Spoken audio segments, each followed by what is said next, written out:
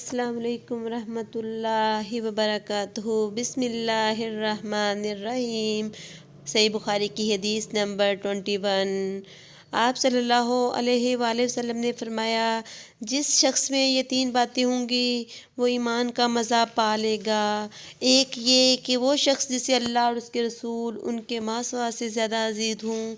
दूसरा ये कि किसी बंदे से महज अल्लाह ही के लिए मोहब्बत करे। तीसरी बात ये कि जिसे अल्लाह ने कुफ्र से निजात दी हो, फिर दोबारा कुफ्र इख्तियार करने को वो ऐसा बुरा समझे जैसा आग में गिर जाने को बुरा जानता है।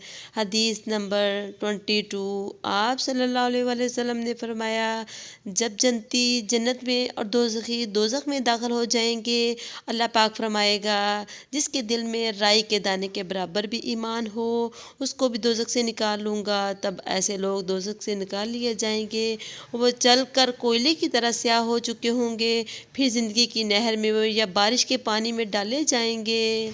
उस वक़्त वो दाने की तरह उग आएंगे जिस तरह नदी किनारे दाने उगाते हैं। क्या तुमने नहीं देखा, दाना जर्दी माइल पेच दर पेच निकलता है। अल्लाह हाफिज़।